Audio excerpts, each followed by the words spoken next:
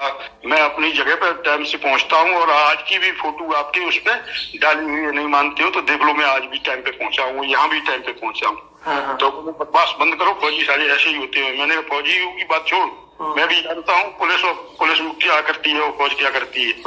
तो इस पे वो नाराज होकर वो चप्पल उतारी और तो मैं मार दूंगा। तो इस पे मैं जूता उतार के उसके ऊपर लपका तो मेरे को इंस्पेक्टर यादव साहब, एक बंदा और वहाँ पे था सुपरवाइजर टोल का, दोनों। अच्छा, आपको पकड़ लिया था?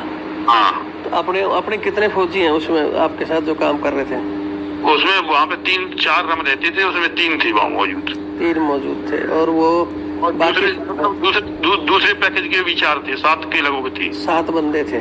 हाँ। तो 7 बंदों ने क्या गवाही दी? कोई बात हुई उनकी, इंक्वायरी वगैरह कुछ हुई? वो ये कह रहे थे कि सीसीटीवी फुटेज दिखवा लो, पहले इसने उतारी और इसकी गलती है, पहले इसने की है। अच्छा। और तब कोई मतलब उलट बोल रहा। हाँ। तो साहब अब हम ड्यूटी पे जा सकते हैं? बोले नहीं, आप नहीं जाओगे। हमने साहब अभी से आपने एक तरफ का न्याय कर रहे हो, क्या कुछ कर रहे हो? बोले आप अपना एटीट्यूड देखो। हमने कहा एटीट्यूड क्या देखेगा, अब हम नौकरी के बारे में पूछ रहे हैं। हमने कहा साहब ये आपका फैसला है? बोले हाँ। तब फिर हमने बोला कि साहब आप तो सुप्रीम कोर्ट के चंद्रचूड़, चीफ जस्टिस चंद्रचूड़ से भी बड़े हो गए। वो कम से कम 2 गवाहों की और उनकी बात भी सुन के तब फैसला करते हैं। तुमने तो सिर्फ उसके कहने से ही फैसला कर दिया। बोले आपको नौकरी से निकाला जाता है। अच्छा। हाँ। सबसे पहले जैसे आपने ये छोटी सी रिकॉर्डिंग में सुना कि हमारे एक सेना के हवलदार और पुलिस के एक सीओ साहब जिनका झगड़ा होता है, और झगड़े में सीओ साहब चप्पल उतारकर और इस हवलदार को बोलता है कि तुम फौजी ज्यादा बकवास करते हो, और वही रनिंग में मां बहन की गालियां देते हुए एक चप्पल मार दूंगा। लेकिन इनको नहीं पता था कि भाई सामने हवलदार है तो वो इस तरह राजी राजी खा लेगा। उसने भी अपना वर्दी पहन रखी थी, बूट निकाल कर बोला अभी मारूंगा, थोड़ा चेंज कर दूंगा। लेकिन इतने में ही जो बाकी लोग थे, पुलिस के एक इंस्पेक्टर और एक थानेदार साहब थे, उन्होंने पकड़ लिया, और हमारे 3-4 फौजी थे, उन्होंने भी इनको पकड़ा और दोनों को अलग अलग कर दिया। यानी तू मैं हुई, इधर से चप्पल निकली, इधर से जूता निकला, लेकिन झगड़ा हुआ नहीं। लेकिन उसके बाद सीओ साहब ने बोला कि तू भाई नौकरी से मेरी तरफ से आज से गेट आउट हो जा। तो इन्होंने कहा कि भाई गेट आउट हो जाए क्या, तेरे बाप की कंपनी है क्या? तेरे से ऊपर भी बहुत लोग हैं, तेरे कोई घर की कंपनी तो है नहीं, और इतने तू निकाल कैसे देगा? मैं अपनी बोला मैंने बता दिया, चला जा तू यहां से। तो हवलदार जी ने इसकी एक लिखित शिकायत, जो इनका ऊपर हेडक्वार्टर था, वहां एक हमारे आर्मी के कर्नल साहब बैठते हैं, जिनका भी मैं आपको नाम इनकी रिकॉर्डिंग में खुद ही बताएंगे। तो ये हवलदार जी एप्लीकेशन लेकर गए कर्नल साहब के पास। क्यों? उसने वहां से निकाल दिया इनको।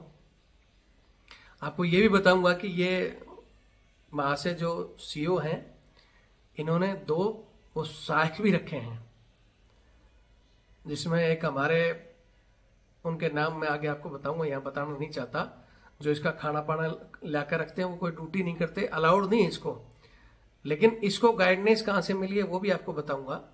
और इसी की शिकायत पर वो कर्नल साहब ने भी हमारे फौजी की नहीं सुनी और उसको आउट कर दिया कि जा, नौकरी करने लायक नहीं है, तेरा डिसिप्लिन ठीक नहीं है। साहब ने ठीक बोला है, मतलब उस कर्नल महाशय ने भी इनकी सुनी है, जवान की नहीं सुनी। तो आज इनकी मैं आगे की रिकॉर्डिंग सुना रहा हूं। और ये रिकॉर्डिंग डालने का पर्पज क्या है? बहुत से लोग बोलते हैं वीडियो डाल देते हो, क्या होता है फलाना ढिकड़ा। तो वीडियो डालने का पर्पज क्या है कि पहले तो ये कहानी तो महाशय कर्नल साहब तक जानी चाहिए कि आपने एक तरफा उधर पुलिस के सीओ की सुनकर, और आप ही के जो कि आपके डिपार्टमेंट का रहा हुआ बंदा हवलदार, जिसकी बगैर सुने आपने उसको आउट कर दिया। तो ये सरासर गलत है, ये कुर्सी का दुरुपयोग है। और एक चीज और कहना चाहता हूं कि ऐसे ही मामलों में मैंने एक दिन पहले भी कहा था कि फिर हमारे बहुत से अधिकारीगण कहते हैं कि ये जवान का डिसिप्लिन ठीक नहीं है, ये हम लोगों को रिस्पेक्ट नहीं करते। तो तुम्हारा रिस्पेक्ट नहीं करने का कारण यह है कि आप रिटायर्ड होकर भी पद पर बैठे हो, वहां भी आप जवानों के साथ इस तरह का व्यवहार करते हो। और जॉब के अंदर रहते हुए भी कुछ घटियापन थी। मैं नहीं कहता कि सभी अधिकारी खराब हैं, बहुत अधिकारी अच्छे भी हैं, लेकिन कहीं ना कहीं कुछ लोग इस तरह की घटियापंथी अंदर रह के भी करते हैं और बाहर आकर भी करते हैं, फिर कहते हो कि रिस्पेक्ट नहीं देता। तो आज इस कहानी का मकसद यही है कि वहां कर्नल साहब तक पहुंचे और उनको देखना चाहिए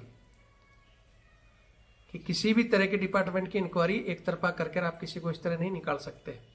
दूसरा, उससे ऊपर भी हो सकता है कोई और अधिकारी बैठे होंगे, ये कहानी वहां तक भी जाए तो हो सकता है कोई ईमानदार आदमी बैठा हो जिसको शर्म आए और वो इस चीज की इंक्वायरी करे। या फिर बाकी जो हमारे कहीं भी, क्योंकि हमारे जवान रिटायर होने के बाद में ज्यादातर वही या तो पेट्रोलिंग की ड्यूटी में या बैंक में गार्ड की नौकरी ज्यादातर लोग हमारे यही करते हैं। और सिक्योरिटी में कहीं भी कंपनी में चले जाओ या कहीं भी चले जाओ, वहां आपको हर जगह हमारे यही साहब लोग बैठे मिलते हैं। तो अच्छे जो साहब लोग हैं वो वहां भी जवान की रिस्पेक्ट भी करते हैं और कोशिश यही करते हैं कि भाई छोटी मोटी कोई गलती होती है तो जवान का जॉब बचाया जाए। लेकिन हमेशा मैंने बता दिया ना कि अंदर भी बाहर भी कुछ ऐसे लोग होते हैं जो बगैर एक तरफा सुने हुए जवान को बाहर कर दिया। तो ये सरासर गलत है। और वीडियो शेयर करने का मकसद यही है कि अच्छे लोगों तक पहुंचे, या ये अच्छे नहीं भी हैं तो इनके दिमाग में आए ये चीजें। जय हिंद, जय भारत, वंदे मातरम। मैं रविंद्र फौजी।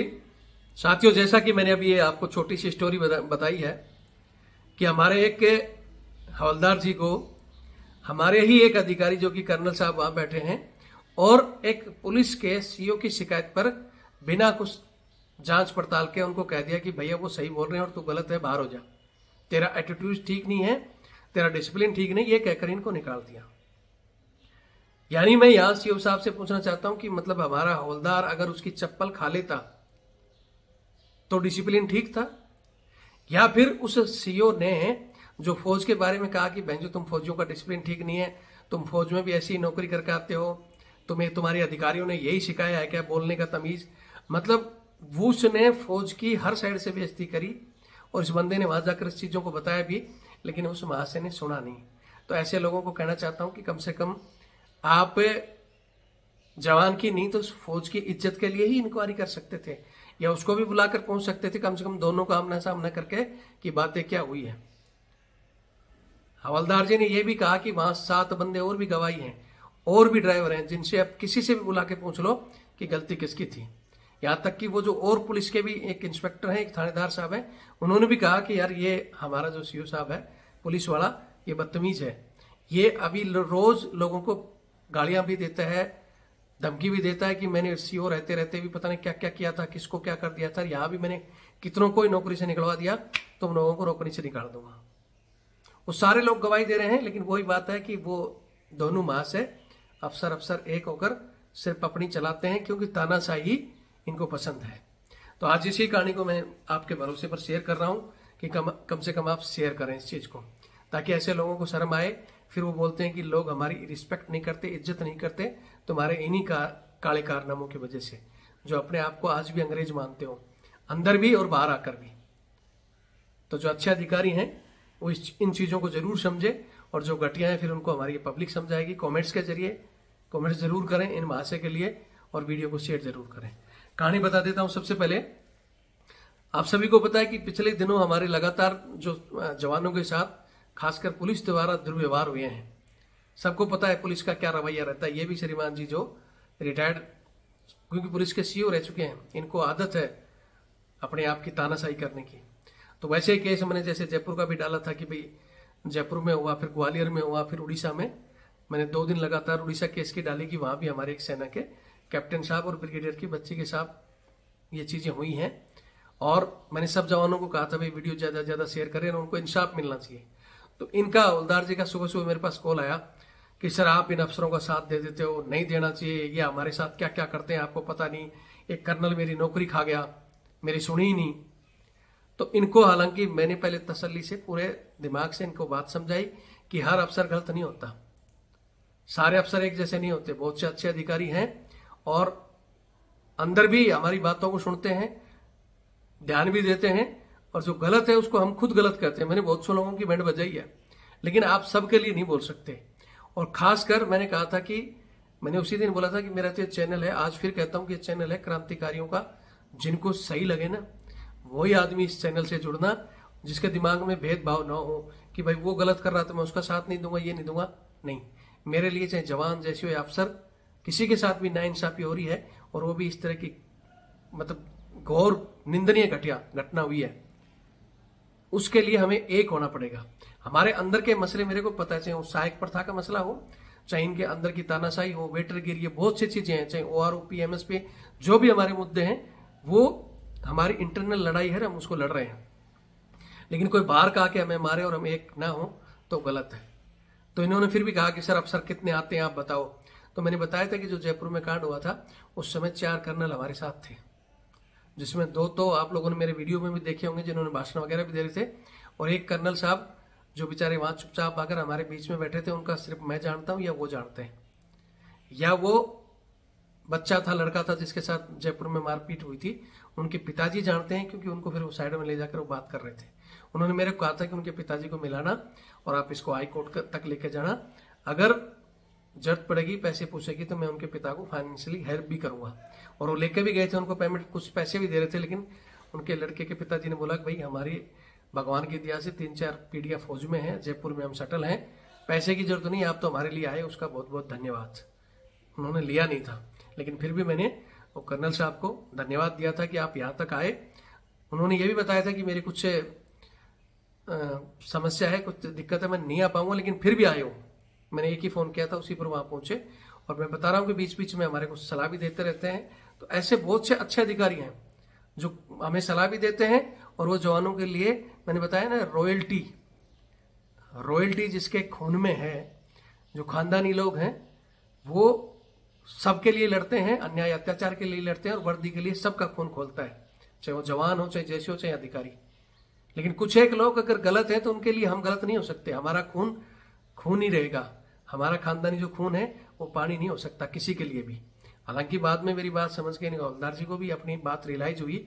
मैंने बताया कि भाई हाँ, वहां भी आए थे, और कई बार हम जाते हैं, जहां जरूरत पड़ती है हमारे अधिकारी साथ आते हैं, सब एक जैसे नहीं होते। मैंने बताया था कि जयपुर में एक नायक और उनकी फैमिली के साथ बदतमीजी की थी पुलिस वालों ने, और उनके जब कर्नल साहब को पता चला, 3 गाड़ियां भरकर भेजी थी कि जहां भी मिले लाल कर दो।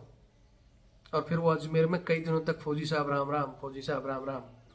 तो ये नहीं कि सभी खराब हैं, फिर कह रहा हूं, खानदानी खून होगा वो उबाड़ मारेगा, और जो घटिया होगा वो फिर घटियागिरी की बात करेगी। इसलिए जो सेना में है, अब अपने आप को जो फौजी समझते हैं, वो ये नहीं सोचे कि आज अफसर के साथ है तो हम नहीं जाएंगे, जैसियों के साथ है तो वो जाएं, जवान के साथ वो जाए, नहीं, वहां हम सब एक हैं।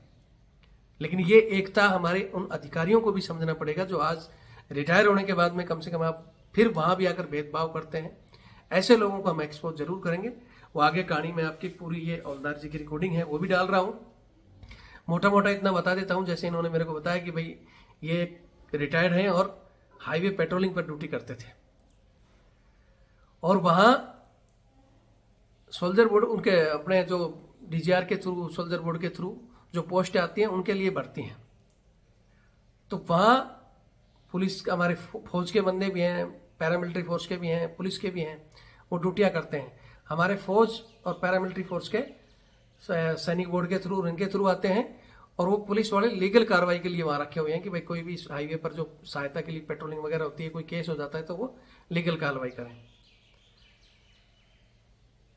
वहां ये जब अपनी ड्यूटी, इनके जैसे ड्यूटी का टाइम होता था, जहां स्टार्ट होती थी वहां ये ड्यूटी पर जाते थे, और उधर वो CO साहब जो वहां रहता था, वहां अपना एक रूम है जहां उनको मिला हुआ है, मतलब ड्यूटी हेडक्वार्टर में थी, लेकिन वो बोलता था रूम पर आओगे सब लोग, क्योंकि वो श्रीमान जी तो वो अपने आप में आज भी CO बना बैठा है कि यहाँ आओगे फिर मैं सबकी यहाँ फोटो लूंगा और फिर हाजिरी भरूंगा।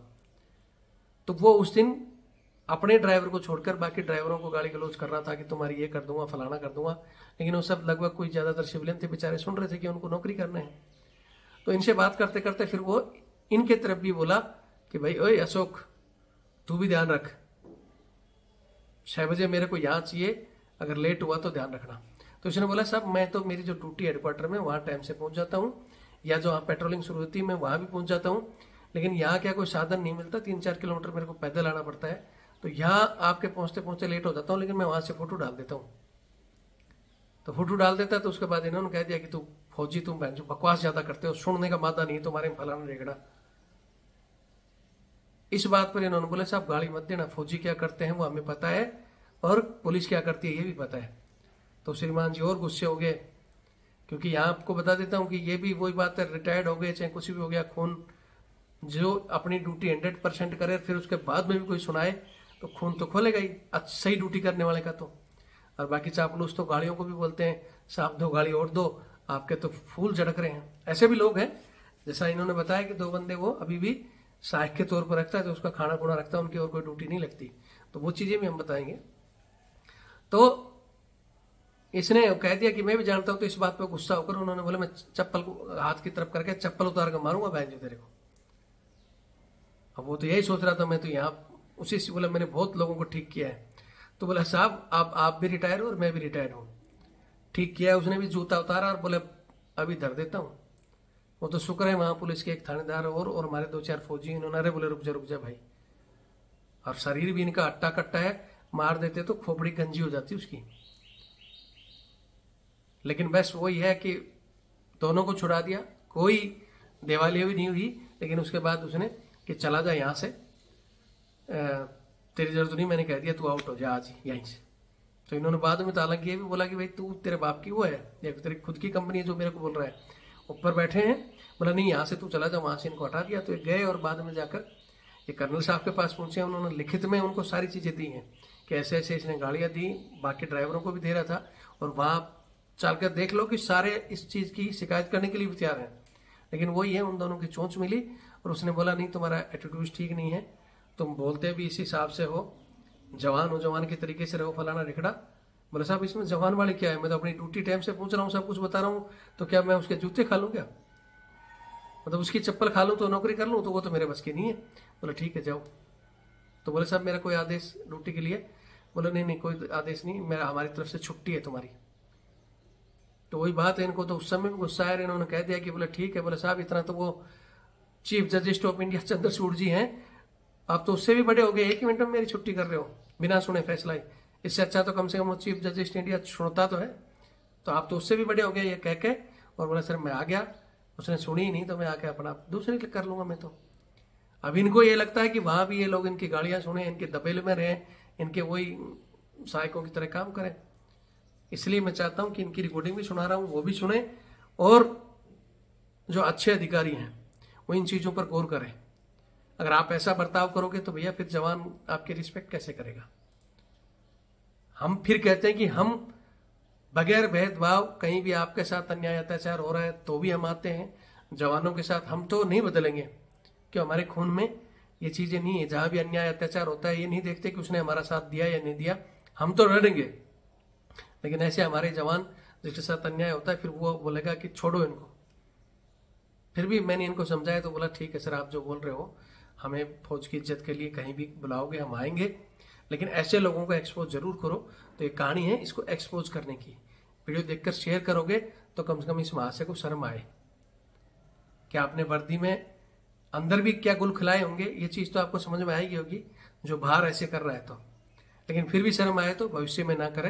हालांकि उन्होंने बोला कि मैं तो दूसरी जॉब लग गया, मैं जाऊंगा नहीं, कोई दिक्कत भी नहीं मेरे को, लेकिन ये उनको शर्म आ जाए इसलिए कहानी जरूर डालो। और लोग कमेंट्स में उनको समझाने के लिए थोड़ा सा आप लोग भी कमेंट्स जरूर करें, वीडियो शेयर करें। जय हिंद, जय भारत, वंदे मातरम। जी हाँ सर बताओ। नंबर 288687 जी। एक सबलदार अशोक सिंह चौहान जी। मैं यूपी का बुंदेलखंड एक्सप्रेस वे पे नौकरी करता था। अच्छा अच्छा जी। हाँ, सीओ विजय सिंह जी जी। यूपी का, पैकेज 06। 30 मार्च 2024 को मैं सुबह 8 बजे के लगभग की घटना, जो हमारी ड्यूटी 296 से लेके और 273 तक थी। जी जी। इस दौरान सीओ साहब ने एक दिन अपने पास बुला के सभी को और ड्राइवरों को, सिविल ड्राइवरों को डांट रहा था। मैंने कहा इतने बंदे निकल दिए, ये कर दिया, वो कर दिया। फिर वो बोला अशोक तुम भी यहाँ आने में लेट होते हो। तो मैंने कहा मैं अपनी जगह पर टाइम से पहुंचता हूँ और आज की भी फोटो आपकी उस पर डाली हुई है, नहीं मानते हो तो देख लो, मैं आज भी टाइम पे पहुंचा हूँ, यहाँ भी टाइम पे पहुंचा हूँ। तो बकवास बंद करो, फौजी सारे ऐसे ही होते हैं। मैंने फौजी की बात छोड़, मैं भी जानता हूँ पुलिस क्या करती है और फौज क्या करती है। तो इस पे वो नाराज होकर वो चप्पल उतारी और मैं मार दूंगा। तो इस पे मैं जूता उतार के उसके ऊपर लपका तो मेरे को इंस्पेक्टर यादव साहब, एक बंदा और वहाँ पे था सुपरवाइजर जो टोल का, दोनों ने और हमें पकड़ लिया। इस बात पे नाराज होके उसने वहाँ रिपोर्ट कर दी झांसी में और अब मेरे को बोला कि कल से आप ड्यूटी पे नहीं आओगे। मैंने यही कहा क्या ये आपके पिताजी की फैक्ट्री है, इसमें मैं नहीं आऊंगा तो तुम ही सर्वा हो। तो उसने कहा ठीक है हम आपको आदेश देते हैं। हमने कहा तुम्हारा आदेश ठीक है। उसके बाद में दूसरे दिन जब मैं जाने को हुआ तो वहां से रात में ही हमारे पास कंट्रोल से 06 से फोन आया कि आपको यहाँ ड्यूटी पर नहीं आना है। अच्छा अच्छा। हाँ, मैंने कहा ये किसका आदेश है, आप कौन बोल रहे? ना तो उसने अपना नाम बताया और ना ही ये बताया कि मैं कौन बोल रहा हूँ। अच्छा। फिर मैंने पूछा ये आदेश किसका है? बोले सीओ साहब का। हमने कहा कौन स्टार लगाए हुए वहाँ पे कोई है? रिटायरमेंट सब सिविलियन सब बराबर, हम भी सिविलियन वो भी सिविलियन है। हम तो ड्रेस में रहते, वो सिविलियन में रहता है। तो आप उसको सीओ कैसे बोल रहे हो? तो मेरे को नहीं पता, उसने फोन काट दिया। उसके बाद हमें बोला कि आप जो है झांसी निगम के तहत थे, बोले आप वहां से बात कीजिए। मैंने जो कोऑर्डिनेटर था पूरन लाल, उससे बात की। उसने कहा कि अभी आप 2-1 दिन मत जाइए। 2-1 दिन बाद मैंने फिर उससे पूछा तो बोले आप सीओ साहब से बात कर लो। फिर मैंने सीओ साहब को फोन लगाया, कर्नल आलोक को, AGM। उन्होंने कहा यहाँ आके मिलो। जब मैं वहां पे गया तो उन्होंने क्या क्या बात हुई वो सब लिख के दो। तो मैंने उनको लिख के दिया। लिखने के बाद मैंने कहा साहब अब हमारे लिए क्या आदेश है? तो आलोक ने बोला अभी आप वहां से नौकरी से निकाले जाते हो। तो मैंने कहा आप सुप्रीम कोर्ट के जज चंद्रचूड़ हो, जो आपने हमारी कोई बात भी नहीं सुनी और चंद्रचूड़ भी बगैर किसी की पूछताछ या उसके बगैर नहीं निकालते, कोई फैसला नहीं देते। आप तो चंद्रचूड़ से भी बड़ी जज हो गई, जो आपने हमारा पक्ष सुना नहीं, किसी से वहां बात पूछी नहीं और आप सीधा ही हमें नौकरी से निकाल रहे हो। ये बात, इतनी बात रखो। उसके बाद उसने हमें नौकरी से निकाल दिया। तो वो जहाँ आप जैसे पहले तो ये बताओ, वो जो काम कर रहे थे उसका क्या वो DGR के थ्रू था या कैसे नौकरी वहाँ लगे थे आप? वो हम उसके थ्रू लगे थे, जो सैनिक कल्याण निगम के तहत। सैनिक कल्याण निगम के तहत। कंपनी का क्या नाम है उसका? यूपी डाव ये नहीं है हाईवे, उन पे जो इनोवा वगैरह चलती है उन पे हम लोगों को ड्यूटी मिली हुई थी। मतलब एक्सप्रेस वे बनाने वाली कंपनी है या ये किसी बना रही थी क्या वो एक्सप्रेस वे को? हाँ, बना दिया। अभी इस पर जो गाड़ियां चलती हैं उनमें कोई दिक्कत होने के लिए वो हम लोगों को दिक्कत दूर करने के लिए जैसे सुरक्षा की दृष्टि से रखा गया है। अच्छा अच्छा। जो ये सड़क पे वो क्या बोलते हैं वो पेट्रोलिंग होती है? हाँ इस पे ना। हाँ, वो बुंदेलखंड एक्सप्रेस वे पे हम पैकेज 6 287 नंबर जगह है। क्या सैलरी क्या मिलती थी वहाँ अपने बंदों को? 19,000-20,000 की लगो। अच्छा अच्छा। तो सीधा वो तो अकाउंट में आ रहा था, उसमें तो कोई हेरा फेरी का कोई मतलब थोड़ी है। अब वो तो पैसा तो अकाउंट में आ रहा है। पैसा की वो नहीं थी।